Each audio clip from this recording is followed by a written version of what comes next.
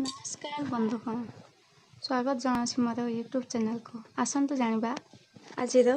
राशिफल विषय प्रथम जानिबा मेष राशि विषय मेष राशि षष्ठ चंद्र जोगु सब प्रकार शुभ हेबो बंधु मिलन जोग रही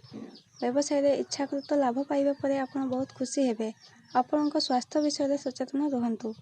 विद्यार्थी माने पाठ को अधिक गुरुत्व देवे वृष राशि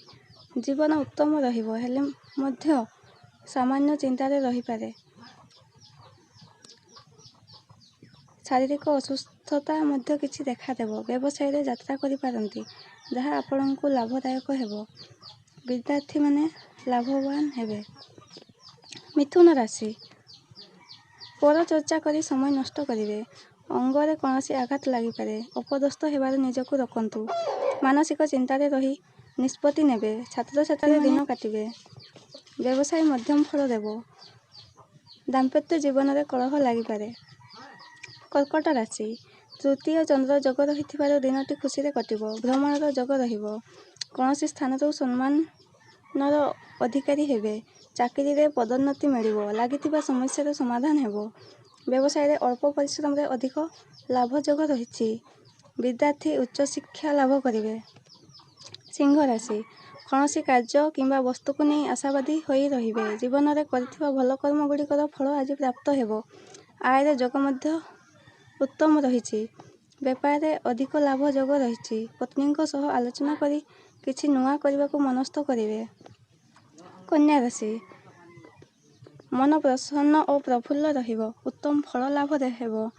धर्म कार्य निजको नियोजित करिवे चाकरी रे पदोन्नति घटिबो व्यवसाय रे अधिक अर्थ लाभर जोग रही मान सम्मान मिलिबो विद्यार्थी माने अधिक मनोनिवेश करिवे तुला राशि द्वादश चंद्र रही शारीरिक समस्या देखा देबो तली पेटरे जंत्रणा देखा देबो आर्थिक व्यय दिनटी कटिबो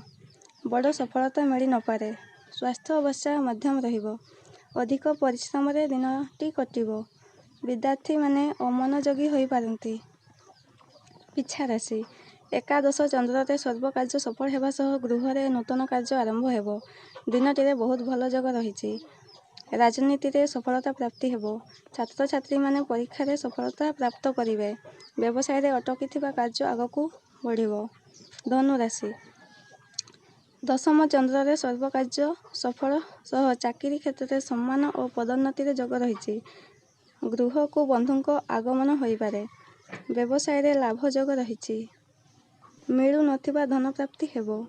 विद्यार्थी माने लाभवान हेबे मकर राशि आजिर दिनटी आपनको मध्यम फल देबो शत्रु भय रहिबो चिंता को दूरीभूत करंतु धन लाभर संयोग रही खर्च मध्य अधिक होई पारे भविष्य चिंता रे रहिबे दाम्पत्य जीवन रे मनोमालिन्य देखा देई पारे कुंभ राशि दिनटी एते उत्तम फल देव नाही अंगरे आघात लागि पारे व्यवसाय रे धीर वृद्धि हेबो आय ठारू व्यय बढ़िबो अधिक परिश्रम मध्य आज करबा को पड़ी पारे भ्रमण जोग रही परिवार रे सामान्य स्वास्थ्यगत समस्या देखा देबो मीन राशि सप्तम चंद्र जोग परिवार रे सुख संतोष रहिबो चाकरी रे उत्तम फल प्राप्त हेबो व्यवसाय रे आज आपनको आशा अनुसार फल प्राप्ति हेबो परिवार सह समय अतिबाहित करिवे जान वाहन रे सतर्कता अवलंबन करंतु विद्यार्थी माने उपकृत हेबे।